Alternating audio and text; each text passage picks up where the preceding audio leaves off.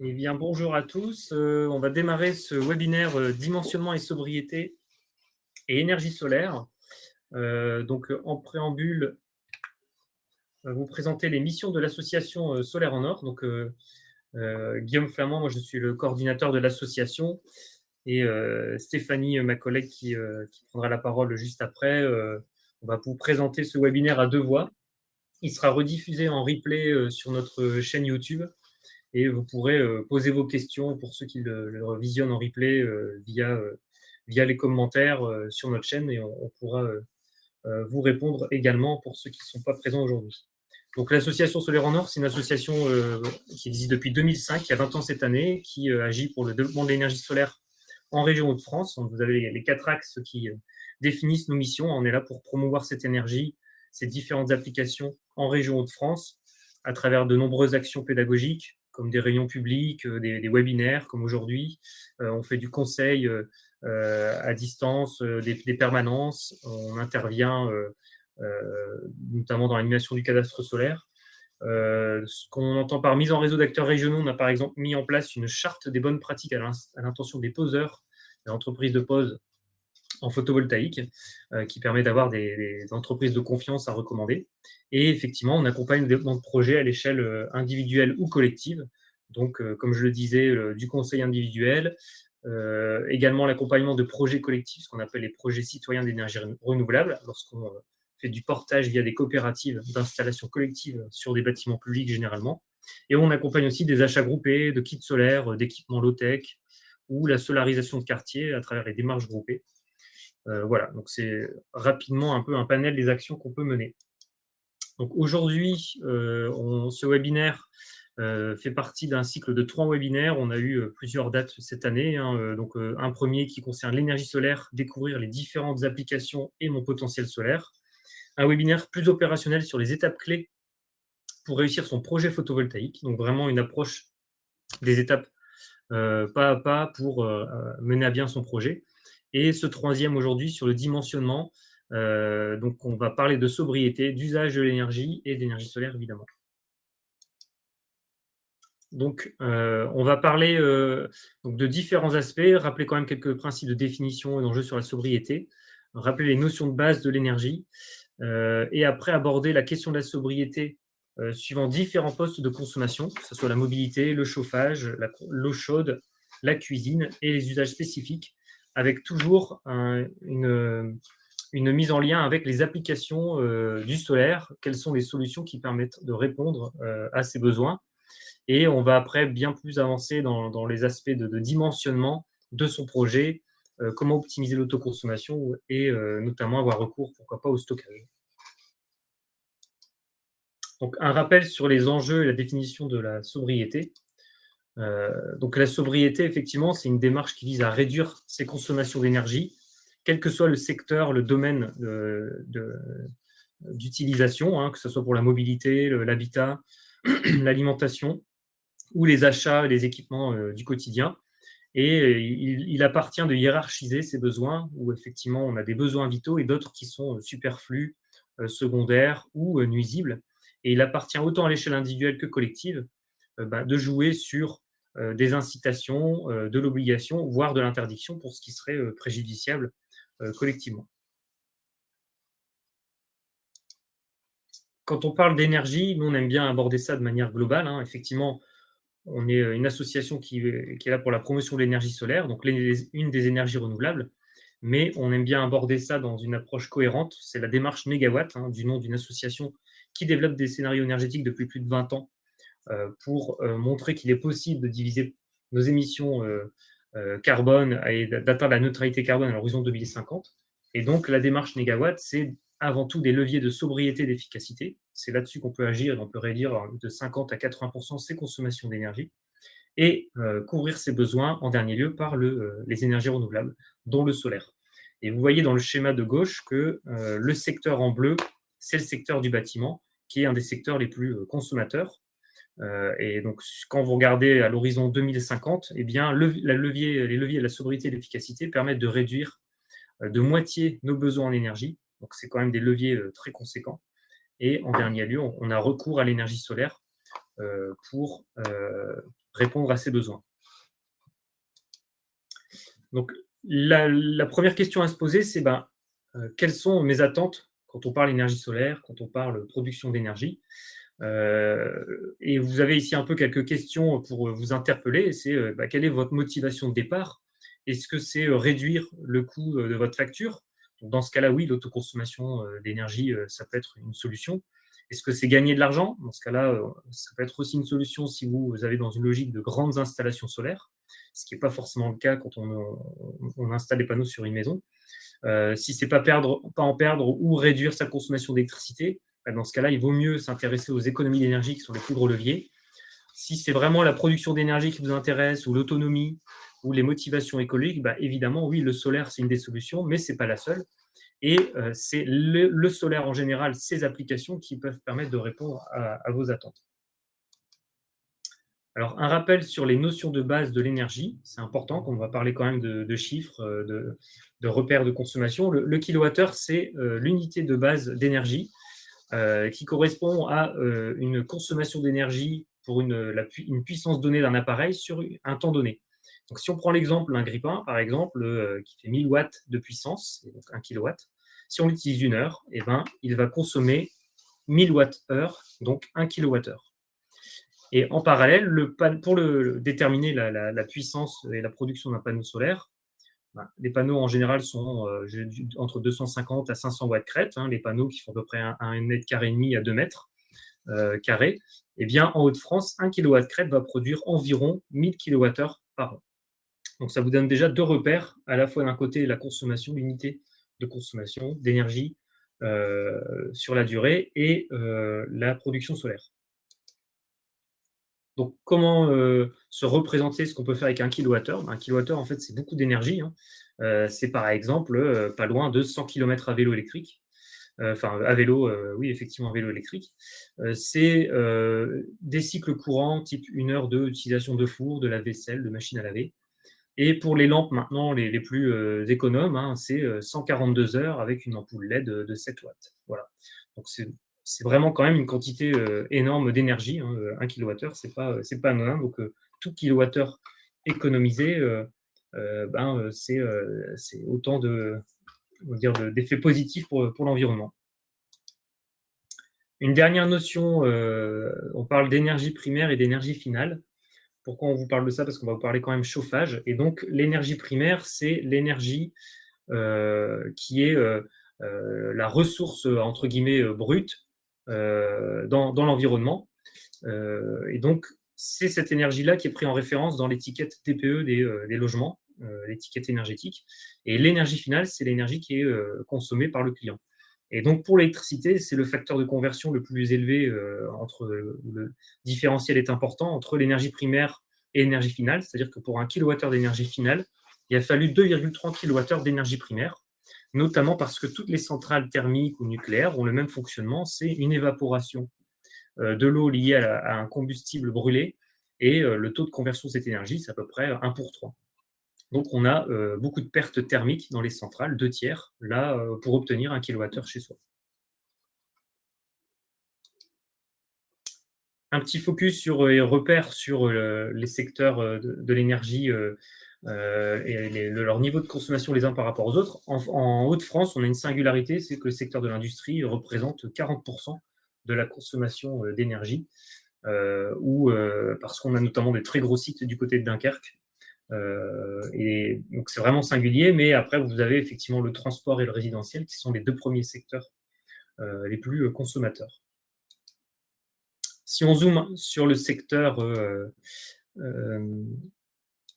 excusez-moi, j'ai avancé un peu trop vite. Si on zoome sur le secteur de la consommation d'énergie dans le logement, eh bien, sur ce schéma, vous avez 2 tiers de cette énergie qui correspond au chauffage. Et ensuite vient l'électricité spécifique, l'eau chaude sanitaire et la cuisson. Et donc, ce qu'on a observé, c'est que sur 30 ans, les usages de l'électricité ont été multipliés par 2. Là où on a plutôt réduit par efficacité des équipements, l'eau chaude sanitaire ou les évolutions des réglementations thermiques sur le chauffage, où il y a eu un peu plus d'efficacité sur ces postes. Si on regarde en détail de quoi est composé ce qu'on appelle l'électricité spécifique, c'est les équipements qui ne peuvent pas fonctionner autrement que par l'utilisation de l'électricité. Eh bien, on voit que les postes du froid, c'est le poste le principal hein, dans réfrigérateur, congélateur, les combinés, tout ce qui permet de conserver les aliments. Eh bien, c'est le premier poste de consommation. Il est à noter que l'éclairage, 12%, pendant longtemps c'était un poste très élevé, mais vous l'avez vu, on a, par l'efficacité des ampoules, fortement baissé ce poste. Et donc, on va aborder maintenant un sujet, maintenant qu'on a balayé un peu cet aspect pardon, de cadrage des consommations d'énergie. On va faire un petit focus sur la mobilité et la sobriété. Donc, sur ce schéma qui n'est pas forcément très lisible, mais c'est parce qu'on va après le voir en détail, vous verrez illustré de manière différente. C'est un bureau d'études qui a analysé un peu l'ensemble des équipements qu'on a retrouvés chez les ménages, sur un panel de centaines de ménages en France. Et vous voyez tout en haut en rouge, le premier poste le plus consommateur d'énergie dans le logement, c'est la voiture électrique. Donc c'est un nouvel usage qui va apparaître dans le poste de consommation du logement, mais qui correspond à un usage de mobilité. Et de très loin, c'est le plus gros poste de consommation. Vous avez dans les autres postes piscine et ce qui est chauffe-eau classique électrique, et après chambre froide, donc vraiment des gros équipements pour le froid. C'est les 4 plus gros postes en logement. Et ensuite, on est vraiment sur tous les autres usages de l'électricité. Et donc, c'est pas pour rien qu'il faut aussi s'intéresser à cet aspect-là quand on parle de sobriété dans le logement. Alors, on va passer sur un petit quiz sur quelle est la sobriété de la voiture. Donc, réponse A, ne pas se déplacer. B, le vélo ou la marche à pied. C, prendre les transports en commun. Ou D, la voiture électrique. Donc, effectivement, ne pas se déplacer, c'est évidemment une action de sobriété. Hein, c'est questionner son besoin de déplacement. Le vélo, la marche à pied aussi, évidemment. Le transport, c'est une action aussi de sobriété. Alors, ça pourrait être discutable, parfois on parle aussi d'efficacité, mais c'est toujours en relativité à un autre usage. Le transport en commun est plus efficace que l'usage individuel de la voiture. Et la voiture électrique, excusez-moi, je pensais que les réponses étaient apparues, je les remets. Et la voiture électrique, effectivement, c'est plutôt un usage d'efficacité. Et on peut même grader ça, cette logique d'efficacité. Donc, si on a sur cette illustration un comparatif de une voiture avec 100 kWh de batterie, ça pourrait ça équivaut à combien de véhicules automobiles ou de vélos électriques. Et donc, c'est quand même assez conséquent. Hein. On aurait à peine une voiture en pick-up pour une très grosse voiture ou 2 citadines, 16 mini-voitures ou 250 vélos assistance électrique. Et donc, se questionner sur la sobriété, évidemment, la taille et le dimensionnement de son véhicule jouera énormément sur la consommation d'énergie pour répondre à un besoin de mobilité. Et bon, ce qu'il faut retenir sur cette séquence, c'est que le poste électromobilité sera de très loin le plus gros poste de consommation d'électricité dans le logement à l'avenir, qu'il faut effectivement jouer sur se poser la question de la taille, le choix du véhicule, que le vélo électrique, c'est quelque chose de très performant, on l'a vu, on peut facilement faire 80-100 km avec 1 kWh. Et se poser la question du choix de son lieu de résidence, hein, se réfléchir à la proximité de transports en commun, de services, c'est autant de déplacements à éviter. Et vous avez aussi quelques chiffres clés là, sur du vélo taf, où il ressort que encourager les déplacements vélo pour les déplacements professionnels, c'est bon pour la santé avec une activité physique régulière, c'est aussi efficace en termes de rapidité de déplacement, notamment en milieu urbain, où les contraintes de circulation et les bouchons sont monnaie courante. Et c'est des économies aussi du fait du coût élevé moyen d'une voiture. Hein, c'est entre 5 à 6 000 euros le coût moyen annuel, comprenant tous les frais, stationnement, amortissement de l'achat, et assurance, réparation, essence, etc. Et on va passer au second volet sur sobriété, chauffage et énergie solaire. Je vais laisser la parole à Stéphanie. Alors, on y va. On va commencer par une petite question, petit quiz. sur la sobriété du chauffage. Donc à votre avis, la sobriété du chauffage, est-ce que c'est porter un pull, rendre son logement plus performant en l'isolant, régler la température du chauffage à une température plus basse comme 19 degrés ou limiter la surface du volume chauffé? Alors donc, porter un pull, alors là, on est bien sur une action de sobriété, puisqu'on va limiter les besoins. Rendre son logement performant, là, on est plutôt sur une action d'efficacité puisqu'on va améliorer, le matériel. Et régler la température du chauffage à 19 degrés, on est aussi sur des actions de sobriété, en limitant les besoins. Et limiter la surface du volume chauffé, bah, voilà, c'est complémentaire, à régler la température du chauffage à 19 degrés, et donc c'est aussi une action de sobriété.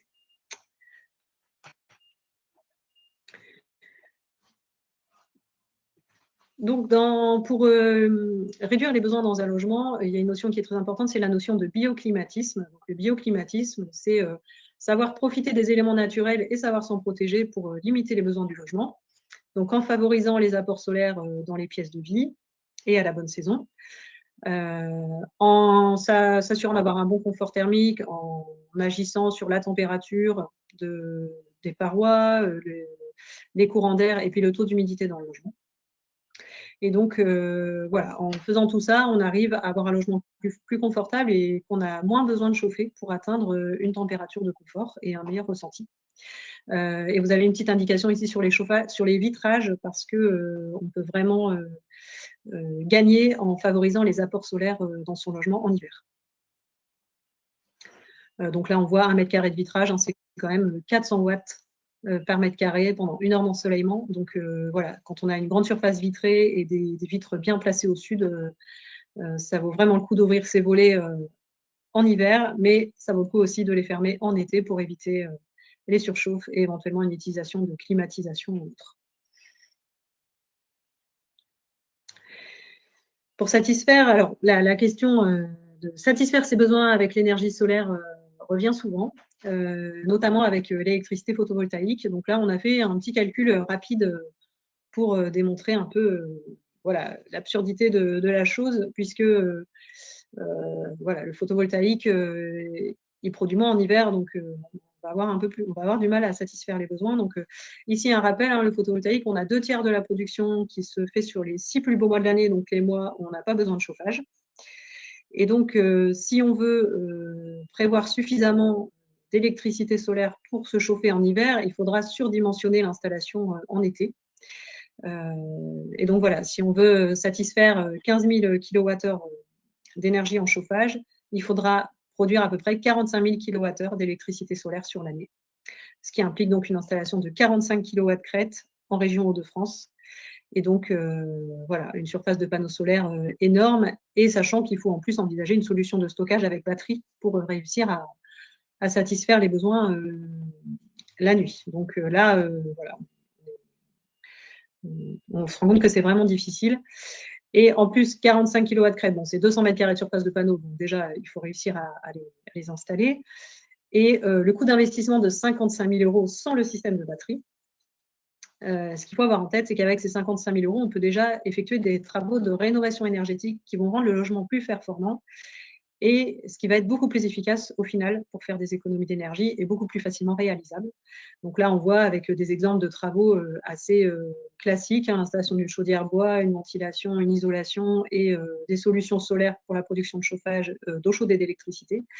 Mais dans des proportions qui sont plus raisonnables, on arrive à atteindre une étiquette énergie B, voire A, et du coup, on arrive à avoir un logement très, très performant et à réduire énormément sa consommation de chauffage en hiver. Donc, ce qu'il faut retenir sur le chauffage, c'est que, bon, on va d'abord réduire les besoins avant de se poser la question comment on produit, mais bon, c'est ce qu'on a déjà vu dans la démarche négawatt précédemment. On va utiliser le captage de l'énergie, le stockage dans les matériaux qui ont de l'inertie pour pouvoir restituer la chaleur plus tard.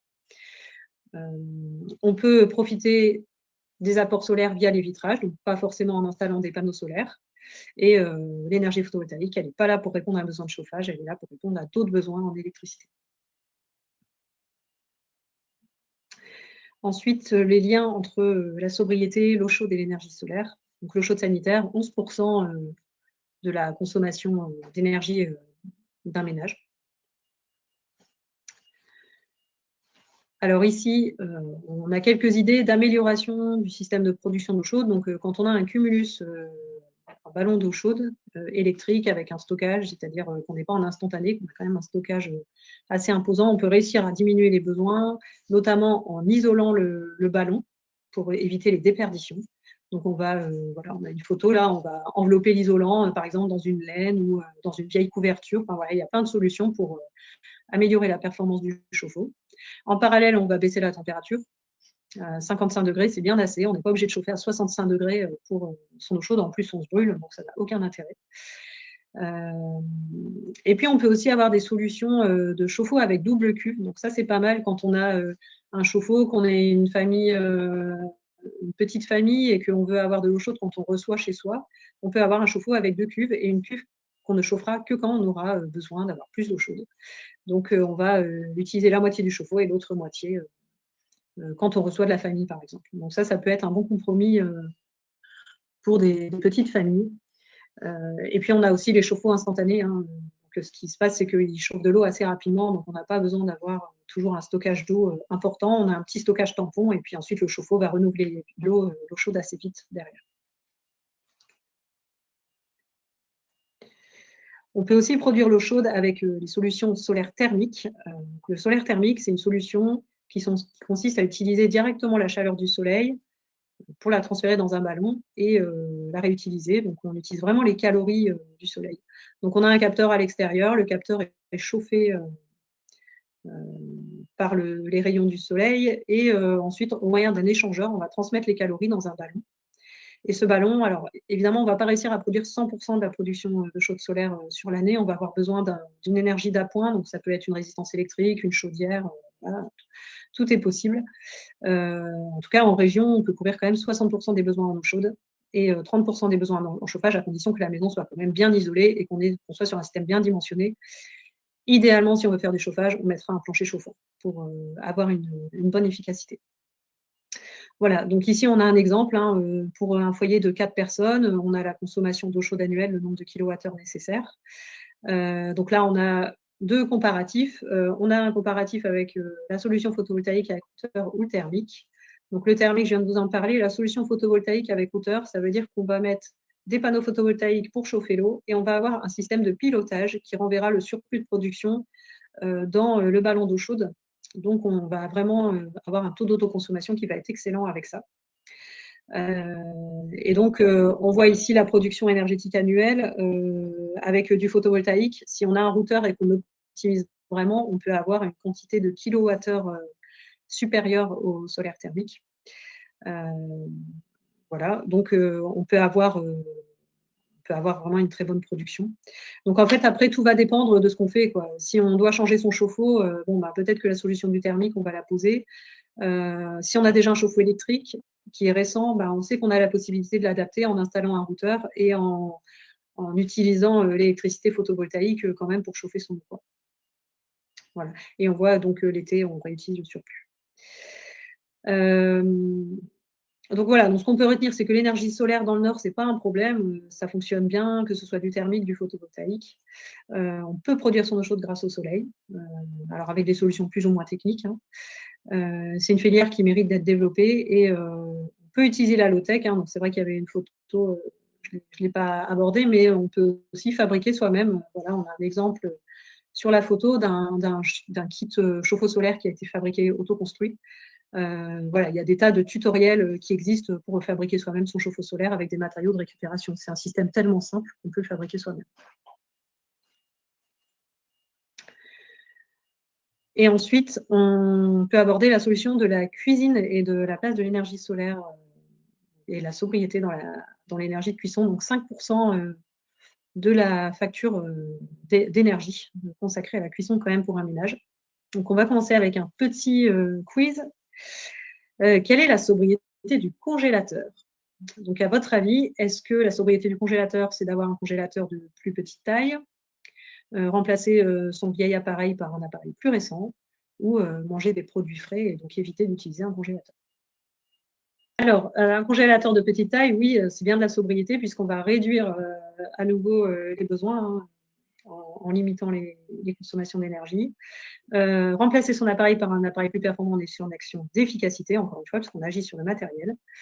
Et manger des produits frais, oui, là, on va être sur une action de sobriété encore plus efficace, puisqu'on va complètement se passer du congélateur.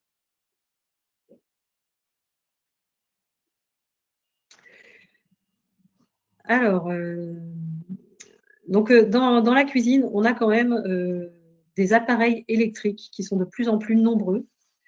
Et c'est vrai que c'est bon, voilà. Du coup, le poste dans une cuisine, dans la partie électrodomestique, a fortement augmenté. Alors, on a des appareils un peu pour tout. Alors que dans le passé, ben, on savait très bien utiliser des appareils qui étaient beaucoup plus manuels et qui fonctionnaient tout aussi bien. Donc voilà, si on veut avoir une réflexion sur sa consommation d'énergie et comment réduire ses besoins, on peut se poser la question aussi sur les appareils qu'on a. Alors déjà, les appareils qu'on a, quand ils tombent en panne, est-ce que ça vaut vraiment le coup de le remplacer? Parce que finalement, est-ce que j'ai pas un autre appareil qui fait aussi bien l'affaire, certes, qui va demander un peu plus d'huile de coude, mais qui est très efficace pour atteindre mon objectif. Et à chaque fois qu'on veut acheter un nouvel appareil, aussi se poser la question, est-ce qu'il n'y a pas une autre solution plus sobre et plus manuelle qui permet de réaliser cette action?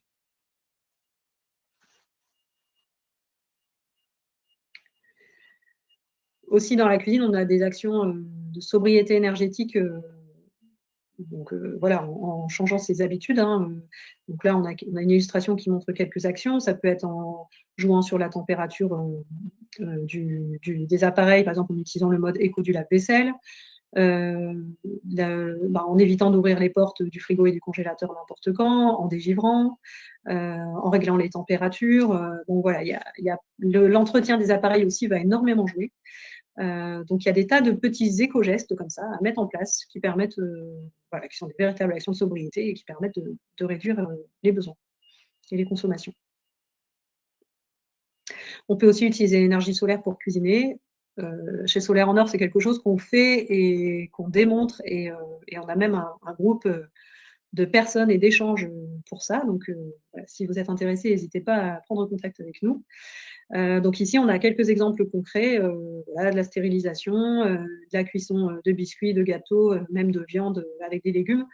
Ça marche très bien.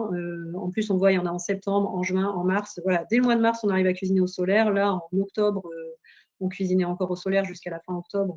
Bon, novembre, je n'ai pas retesté, mais en tout cas, voilà, on voit que sur une très longue période de l'année, on peut tout à fait cuisiner au solaire avec des systèmes qui sont quand même très performants. Donc ça peut être des fours, ça peut être le tube là, de cuisson.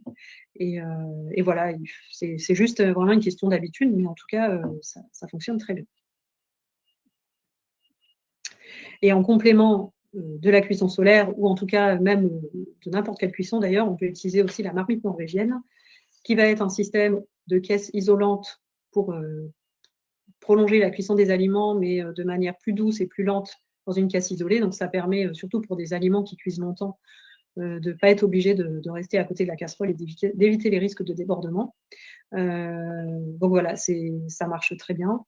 Vous avez ici des illustrations en bas qui montrent un peu le temps nécessaire en fonction du type de marmite norvégienne et la façon dont elle a été réalisée, puisqu'on va essayer de faire quelque chose qui soit le plus compact possible et le plus proche possible de la dimension de la casserole.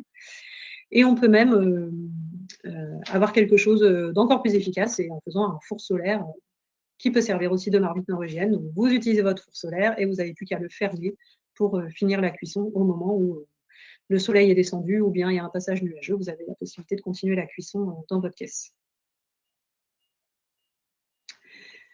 Donc, ce qu'on peut retenir de cette partie, c'est que l'énergie solaire dans le Nord, c'est performant et pertinent. On l'a déjà dit, on peut cuisiner grâce à l'énergie solaire. La filière solaire n'a pas fini de se développer et on peut toujours utiliser la low-tech pour s'approprier l'énergie solaire en général.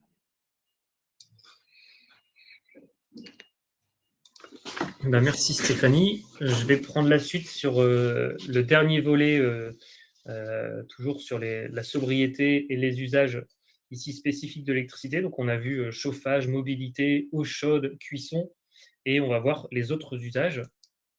Donc à nouveau un petit clin d'œil illustré sur, on l'a vu avec les équipements de la cuisine qui peuvent être très qui peuvent être manuels et sans recours à des équipements électroménagers électriques, le sèche-linge le sèche-linge peut très bien être évité. On fait tous quand il fait beau d'accrocher son linge.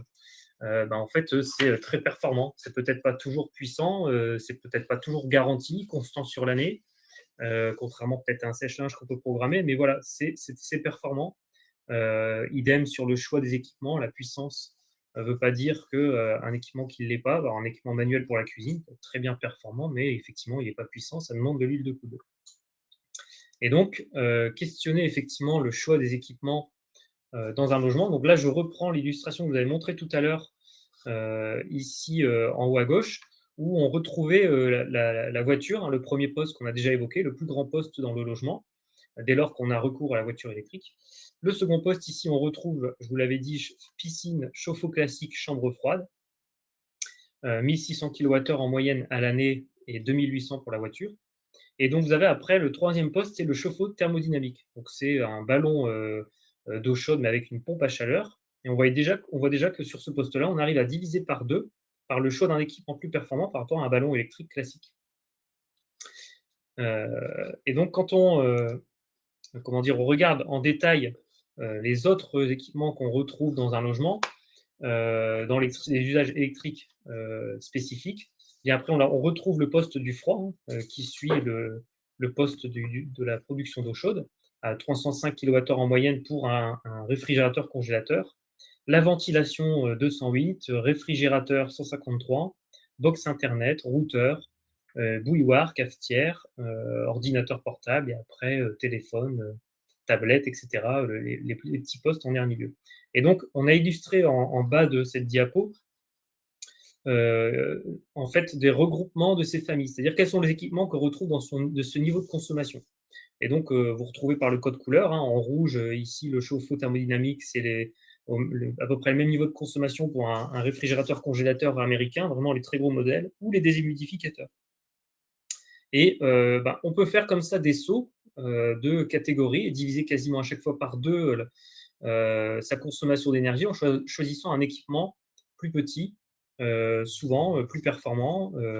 Donc là, par exemple, si on passe sur un réfrigérateur congélateur combiné mais classique, moins grand, déjà on divise sa consommation d'énergie de 1/3. Si on passe, on fait 2 sauts, on passe en catégorie vert ici, réfrigérateur, on est à 153. Là, on a divisé par 2 sa consommation pour répondre à un même besoin, c'est-à-dire stocker de la nourriture au frais. Voilà. Et donc, c'est vraiment ici une manière de représenter le nombre d'équipements qu'on a dans un foyer, le fait qu'on puisse avoir recours à des équipements de plus petite taille. Un autre exemple, c'est par exemple l'ordinateur fixe, qui est ici en vert, hein, donc on est sur les consommations plutôt de 100 kWh par an. Et un ordinateur portable est plutôt dans la catégorie donc ordinateur portable 17 kWh par an. Donc là, on a vraiment un facteur quasiment de 7 à 8 fois plus économe. Donc c'est une manière vraiment de questionner le nombre d'équipements que vous avez dans votre logement, le dimensionnement. Et donc, pour ne pas vous sentir peut-être seul dans des choix des taux d'équipement, il faut savoir qu'en fait, les congélateurs, c'est pas si répandu dans les foyers en fait, hein. C'est à peine un foyer sur 2 qui en est, c'est même moins d'un foyer sur 2 qui est équipé. Donc si on prend ce schéma, il faut un peu le regarder un peu à l'envers, c'est-à-dire que les équipements type smartphone, lave-linge, tablette, cuisson, télé et réfrigérateur, c'est 80% des gens possèdent ces équipements. Et c'est plutôt 60% qui possèdent en plus four, box, micro-ondes, etc. Voilà. Et donc, ce qu'on peut voir sur la colonne de gauche, c'est que congélateur, sèche-cheveux, bouilloire, imprimante, c'est pas des équipements qui sont répandus, qui sont si répandus chez les ménages.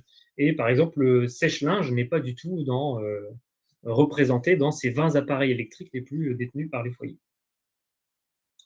Voilà, Stéphanie l'a déjà évoqué, je ne reviens pas forcément là-dessus. Il existe beaucoup de littérature sur les éco-gestes, les 100 éco-gestes que vous pouvez faire dans les usages, l'entretien, la programmation de tout un tas d'équipements pour réduire sur tous les postes qu'on a vus, chauffage, eau chaude, même consommation d'eau, même si on ne l'a pas évoqué, et l'électricité, les équipements électroménagers, pour réduire ces consommations. Donc, une fois que vous avez un peu mené toutes ces réflexions, vous avez interrogé vos usages, vos équipements, leur renouvellement, etc., eh bien, on va arriver à la question du dimensionnement du solaire. Et vous avez ici cette illustration qui représente un peu le ménage moyen français qui a un taux d'équipement moyen, une diversité d'équipements qui répondent aux usages courants, hors chauffage et eau chaude. Et ben, c'est à peu près 2400 kWh par an de consommation d'électricité pour un ménage.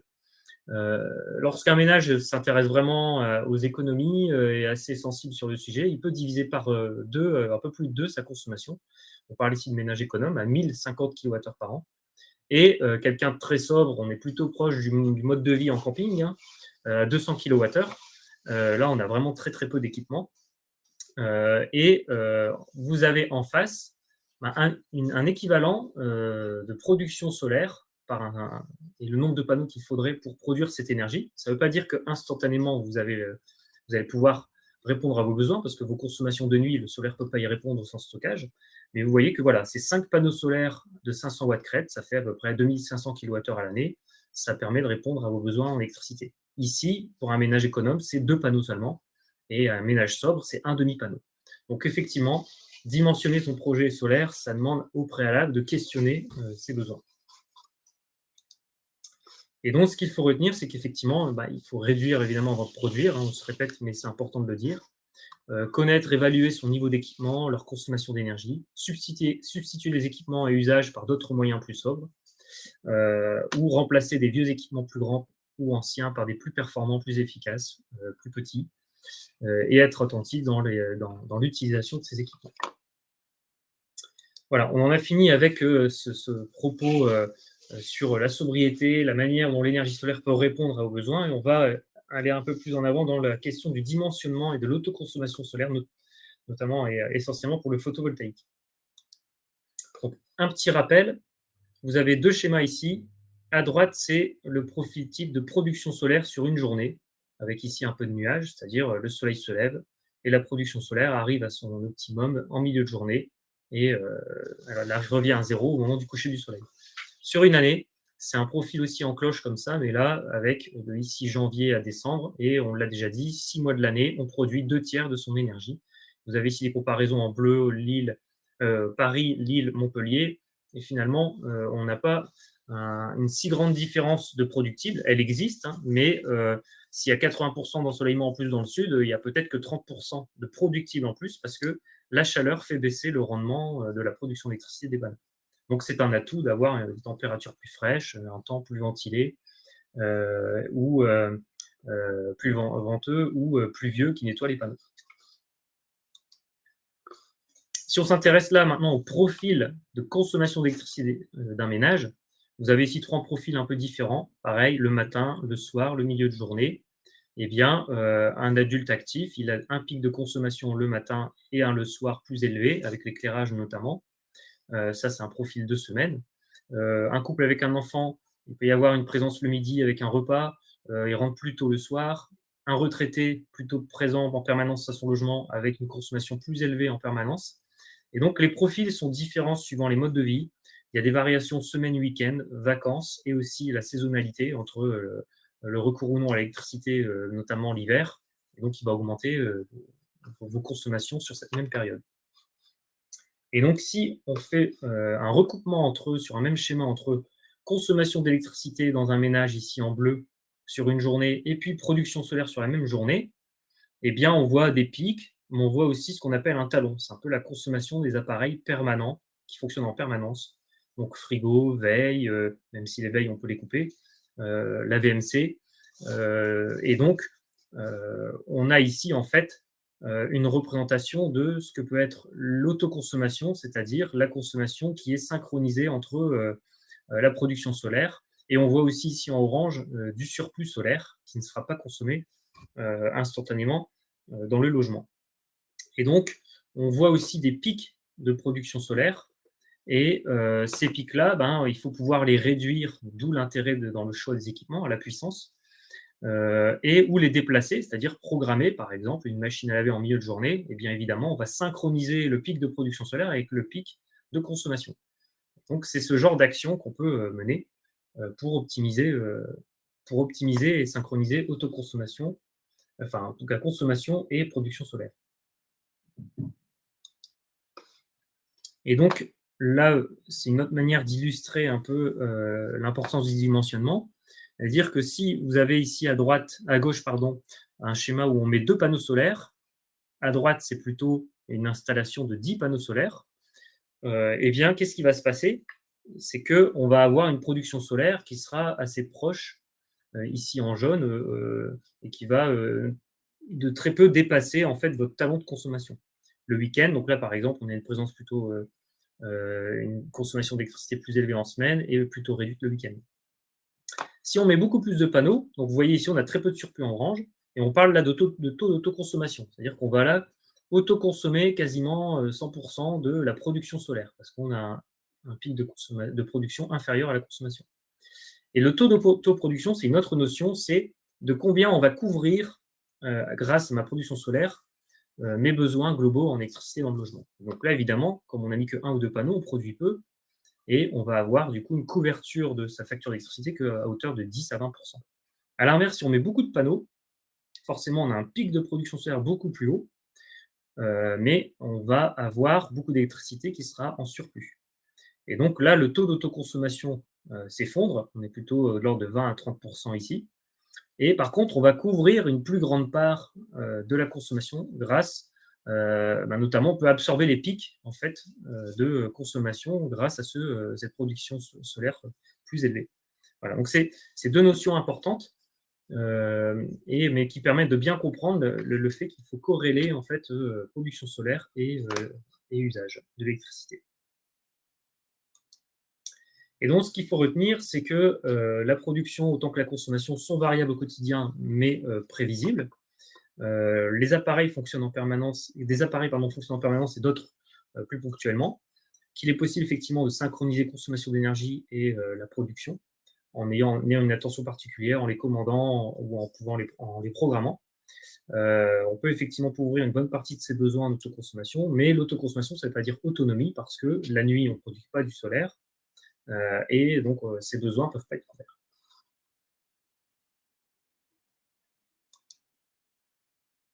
Et donc, je vais passer la parole à Stéphanie pour l'avant-dernier aspect et aller plus loin dans la question de la sobriété du dimensionnement. Ouais, je pense qu'il y a un petit problème de micro, j'ai l'impression de connexion, donc je vais prendre la suite. Donc vous avez ici en fait une analyse en fait de 3 profils de consommateurs. Donc c'est basé sur des données réelles de personnes de foyers qu'on a conseillés. Donc vous avez un foyer très sobre. C'est une petite maison de 3 personnes, chauffage au bois, eau chaude et cuisson au gaz, un frigo comme équipement, machine à laver, il n'y a pas de lave-vaisselle, il n'y a pas de sèche-linge, de congélateur. C'est une consommation annuelle de 700 kWh. Donc on a un intermédiaire entre la ménage très économe, très sobre et le ménage économe qu'on avait vu tout à l'heure. Des personnes qui travaillent et donc un profil en journée avec des pics ici, là, une journée type avec des pics de consommation en milieu de journée, par exemple des équipements comme four ou une machine à laver. Et vous avez effectivement donc, le profil ici de consommation sur l'année, avec beaucoup de pics et un talon très, très bas, proche de zéro par rapport à l'échelle du schéma. Vous avez un autre foyer classique, 5 personnes ici, chauffage et eau chaude au gaz, avec un peu plus d'équipement, une consommation annuelle de 3300 kWh. Et donc, on a pareil, on a un talon plus élevé déjà, première observation, des pics effectivement aussi hauts que le précédent ménage. Et puis on voit une longue période d'absence en août, là, au niveau. Excusez-moi, je me balade avec ma souris, mais ce sera plus simple comme ça. Vous avez ici en fait la période de creuse l'été, une période absente au moment des vacances. Donc c'est quand même aussi, on voit aussi sur le précédent foyer. Et après le dernier, c'est un foyer de retraités. Donc 2 personnes retraitées, tout électrique, plus poêle à granulés quand même pour le chauffage, un ballon électrique et congélateur, cave à vin, etc. Et là, on a une présence plus élevée, plus régulière, des pics ici plutôt le soir, Et puis, on a, la nuit, pardon, donc ça a plutôt des heures creuses, un système heures creuses, heures pleines, et un talon beaucoup plus élevé. Et donc, vous voyez la consommation, le talon très élevé, régulier, et des pics effectivement dans les usages d'équipements programmables. Et donc là, on a 3 foyers avec le premier 700 kWh à l'année, le deuxième 3300 et le dernier 9000 kWh. Est-ce que Stéphanie, tu veux prendre le relais? Oui, désolée, ma connexion s'était arrêtée. Voilà. Et donc, Alors, je t'en prie, je viens continue. non, je viens juste de me rendre compte qu'effectivement, il y a, c'était pas totalement fini sur cette vignette, si tu veux, je peux la finir. Donc, Ok. on a, pour ces 3 exemples, pris en référence un coût du kilowattheure de consommation, hein, la fourniture d'énergie à 21 centimes, une évolution annuelle du 5% d'augmentation du coût de l'électricité et un productif de 1000 kWh. Donc, pour ces 3 profils consommateurs, on va faire différentes simulations et Stéphanie va vous les expliquer. Et donc, on prend aussi en référence, pour comparer l'installation de panneaux solaires, différents budgets, différents dimensionnements, un kit de 400 watts crête à 300 euros, une installation RGE à 6 000 euros de 3 kW crête posée par une entreprise, une installation réalisée soi-même du même dimensionnement à 2 500 euros et une installation posée par une entreprise de 6 kW crête, 11 000 euros. Donc, un petit rappel, hein, quand on fait appel à une entreprise, un professionnel du solaire, ça permet d'avoir accès à l'obligation d'achat, c'est-à-dire qu'on peut vendre l'électricité en surplus. Dès lors qu'on est en autoconstruction ou un kit, on ne peut pas vendre son électricité en surplus.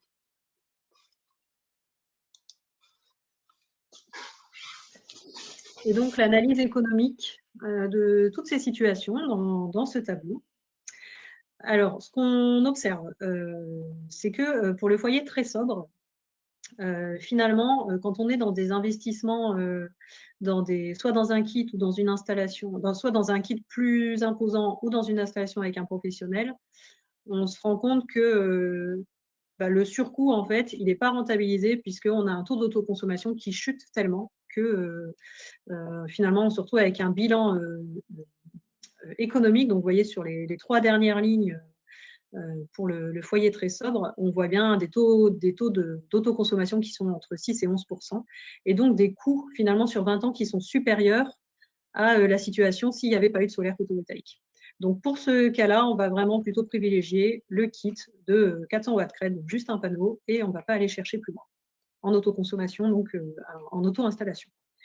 Quand on est sur un foyer classique, donc là, par contre, on se rend compte que finalement, passer par une entreprise RGE et pouvoir vendre son surplus, c'est pas déconnant, puisqu'on arrive à avoir un meilleur résultat, on arrive à avoir un résultat satisfaisant. Et en autoconstruction, bon voilà, on voit c'est les deux configurations les plus intéressantes.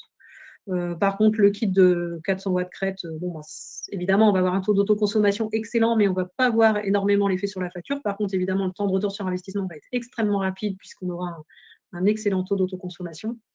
Mais on le verra moins sur la facture. Par contre, installer 6 kW crête avec un installateur RGE, on se rend compte que la vente du surplus ne va pas compenser le surcoût de l'installation. Et pour le foyer de retraité, où on a quand même une consommation d'électricité annuelle qui est nettement plus élevée, là, voilà, le kit de 400 watts crête, pareil, on va avoir un taux d'autoconsommation excellent, mais une réduction sur la facture qui sera sans doute décevante. Et donc, on pourra aller chercher un peu plus loin et aller chercher une installation un peu plus imposante. Et là, on se rend compte que même l'installation de 6 kW crête va être plus intéressante que l'installation de 3 kW crête. Donc là, dans ce cas-là, c'est vraiment la capacité d'investissement en fait, qui va jouer sur la prise de décision. Et une observation qu'on peut ajouter là-dessus, c'est que, évidemment, en termes de coûts globaux, le foyer très sobre, de très loin, a une charge en euros de sa consommation d'énergie extrêmement réduite et que même avec du solaire, les foyers très consommateurs restent avec un budget 10 fois, 15 fois plus élevé au global. Donc le Oui, parce solaire nous qu'ils ont des permet taux pas. d'autoconsommation. Voilà.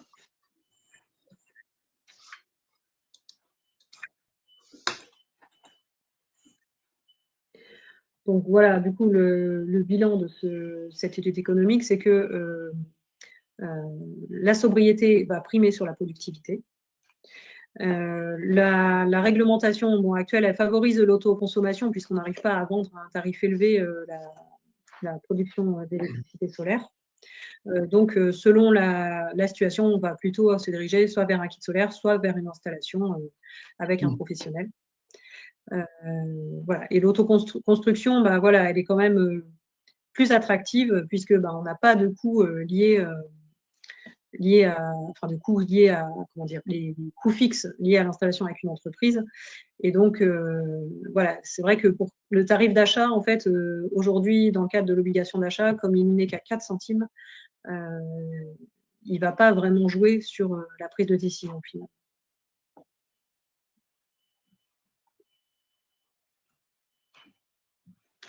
Ensuite, on va voir comment on peut optimiser l'autoproduction techniquement et économiquement. On a plusieurs solutions pour valoriser son surplus, puisque la question principale quand même avec le photovoltaïque, c'est comment on va valoriser son surplus. Donc, on a différentes options. Soit vendre dans le cadre de l'obligation d'achat, comme on l'a déjà vu, donc à 4 centimes à EDF. Donc là, on est obligé de passer par une entreprise quali-PV, ce qui engendre des coûts fixes quand même assez importants. Donc là, il faut que le dimensionnement soit vraiment bien ajusté. On peut aussi stocker sur ce qu'on appelle une batterie virtuelle. Donc, la batterie virtuelle, c'est en fait un stockage virtuel, c'est-à-dire qu'il s'agit simplement d'un comptage. Et donc, vous avez un opérateur privé qui va s'occuper de compter l'électricité que vous avez produite en surplus pour pouvoir vous le restituer en hiver, moyennant quand même quelques frais d'abonnement et des durées de stockage ou des quantités de stockage limitées, donc à étudier avec précaution.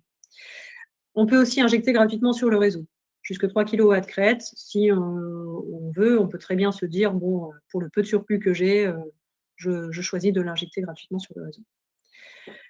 On peut aussi choisir de le donner à ses voisins. Donc là, c'est ce qu'on appelle une AMEP, Association pour la mutualisation de l'énergie de proximité. Et là, ça permet de faire cadeau à son voisin de son électricité et puis ensuite voir avec son voisin quel troc on peut choisir éventuellement.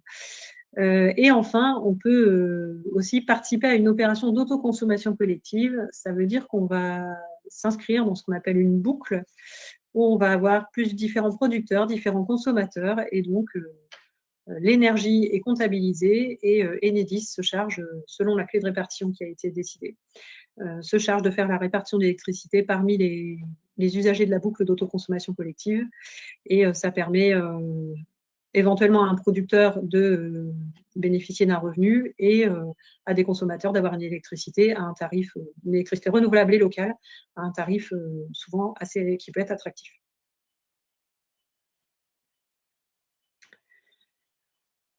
On a donc différentes solutions de stockage de l'électricité. On a aussi la batterie physique. Voilà, il y a pas mal de possibilités.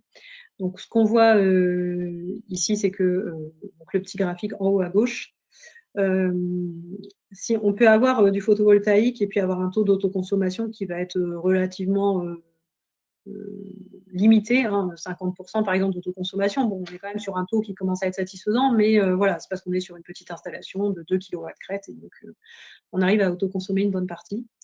Si on ajoute une batterie physique, on peut espérer encore augmenter ce taux d'autoconsommation. Donc là, 65% dans l'étude qui avait été faite. En ajoutant un cumulus électrique avec un système du coup, on va cumuler l'électricité photovoltaïque sous forme de chaleur, d'eau chaude sanitaire. Là, on était à 60%. Et si on ajoute une batterie de véhicule électrique, là, on peut augmenter à 70% son taux d'autoconsommation. Bon, sachant qu'aujourd'hui, on a encore des systèmes de pilotage beaucoup plus développés et on peut atteindre vraiment des taux d'autoconsommation qui sont proches de 100%.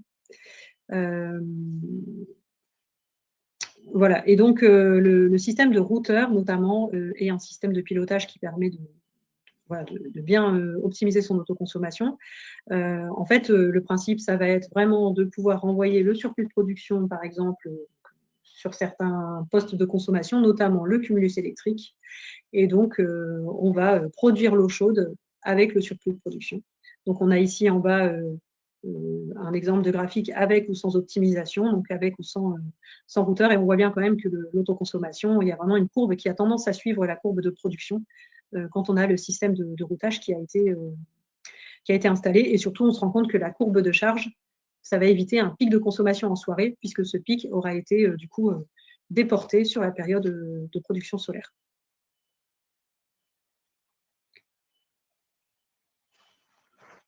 Voilà.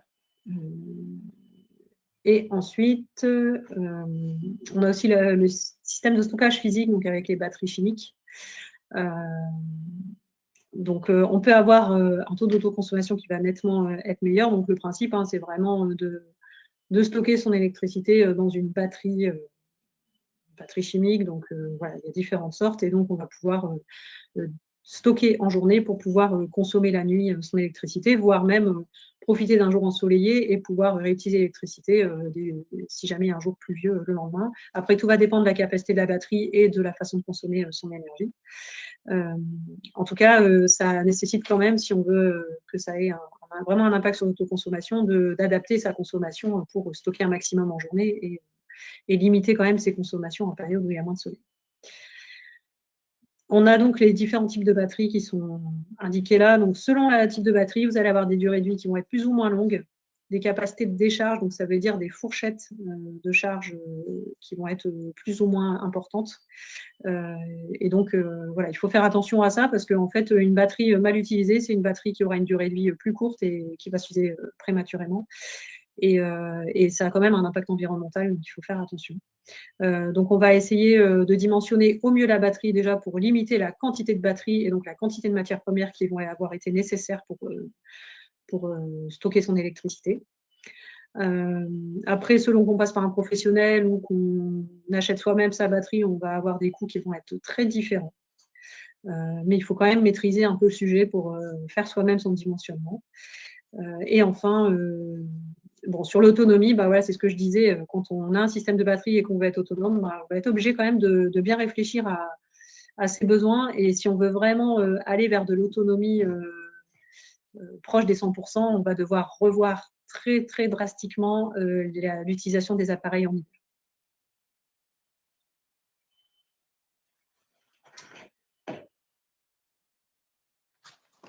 Et donc, la batterie chimique, ici, on a un exemple, une installation de 2,1 kWh crête avec une batterie de 3 kWh, donc c'est à peu près 600 € en coût de batterie, coût d'installation. On a un taux d'autoconsommation qui passe à 65% avec ça, ce qui fait quand même une économie de 66 € par an supplémentaire. Voilà, donc tout va dépendre, en fait, voilà, on va avoir une économie, une autoconsommation supplémentaire, mais ça va dépendre la nuit, est-ce que vous allez vraiment décharger votre batterie? Les consommations aussi qu'on a en été, puisqu'en été, on va avoir tendance à avoir une batterie qui va être trop remplie. Et puis en hiver, c'est l'inverse, la batterie elle risque d'être tout le temps vide. Donc voilà, le dimensionnement est vraiment important.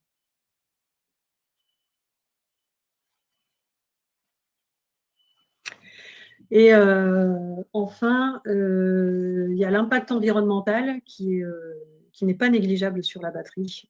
On a quand même dedans voilà, des minerais qui sont précieux, notamment le lithium, le cobalt, le nickel, le cuivre, qui sont quand même voilà, des matériaux qu'on a de plus en plus de mal à aller chercher. Et donc, voilà, c'est vraiment important de dimensionner au mieux, d'avoir le moins de batteries possible, de bien aussi les recycler en fin de vie. Et voilà, donc bien respecter les conditions de stockage et de dimensionnement.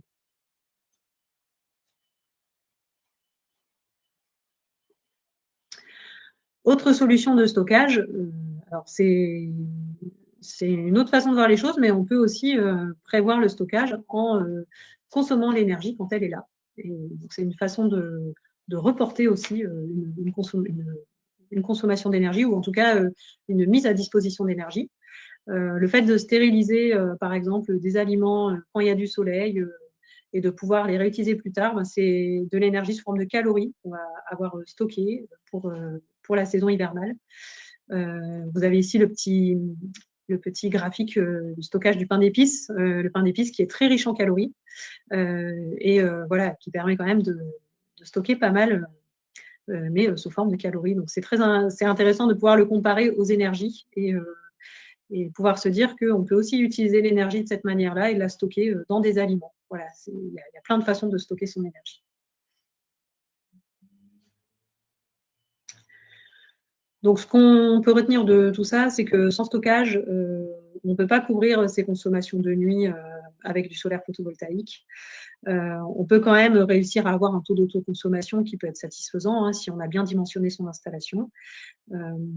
Les coûts des installations diminuent chaque année, mais le cadre réglementaire change aussi. Donc, il faut souvent réfléchir à des nouveaux modèles économiques pour réussir à rentabiliser son installation.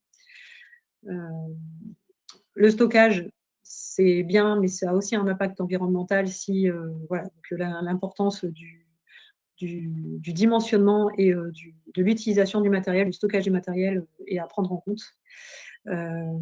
Et puis, bien sûr, on va se poser la question de ses besoins, en énergie, toujours la démarche mégawatt, avant de se poser la question d'acheter des batteries pour toujours stocker plus et consommer plus. Et n'oublions pas qu'on peut se faire une petite réserve énergétique sous forme alimentaire grâce à l'énergie solaire à la belle saison.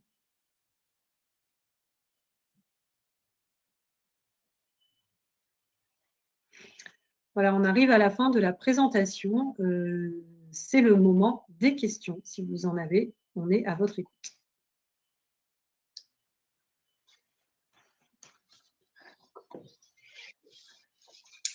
Dans tous les cas, s'il n'y a pas de questions, comme je disais au démarrage, ce webinaire sera accessible en replay sur notre chaîne YouTube. Vous pourrez, pour les participants qui l'auront suivi uniquement en replay, poser vos questions dans le chat et on pourra, en tout cas en commentaire, on pourra y répondre ultérieurement. Voilà, Solaire en Or, on a un site très riche en informations. Vous pourrez retrouver les autres webinaires également.